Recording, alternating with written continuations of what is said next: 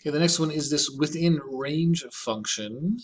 This one's a little bit different because it returns a Boolean value, right? It's like a test. Is the number within a range?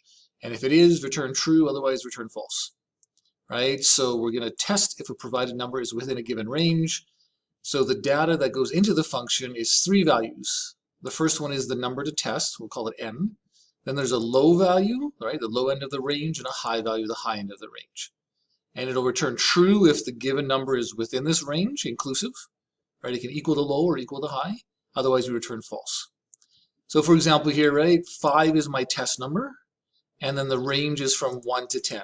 So is 5 within 1 to 10? Yes, it is, so test 1 should be true. And then here I'm testing -3. My range is -50 to -30. Is -3 in between -50 and -30? No, it's not.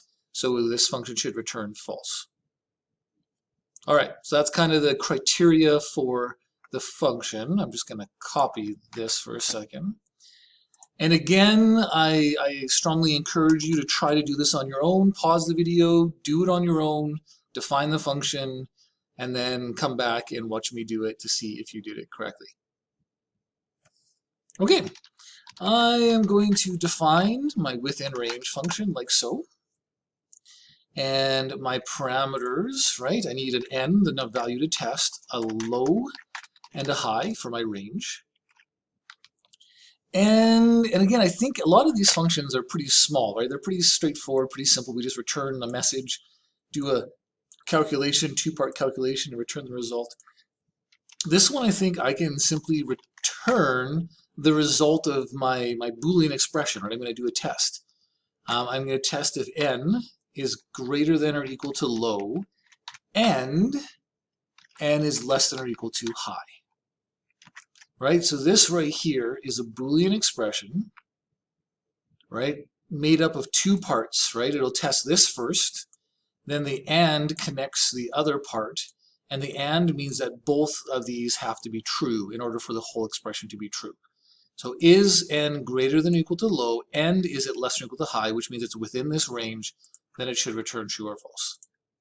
So, oops, if I go back to here, let's hit save. This should relaunch, and all of these tests, 4 is within 1 to 10, true. 14 is not within 1 to 10. 5 is within 5 to 20, yeah, because it's inclusive, right? 20, that's the other end. Some negative values. All the tests pass. Okay, so again, simple functions, but still the key point here is defining those parameters so that they store the arguments that get passed in, right? 4, 110, 14, 110, etc. And then returning the result. And then these tests that I write basically check, hey, did it equal the thing? Oh, that's the wrong one. Within range. Did it equal true, right? When I call this function with these values as arguments, did it return true? And again, don't modify this one, otherwise you'll mess up all the tests. Okay. All right, that's within range. We'll do the next one in a bit.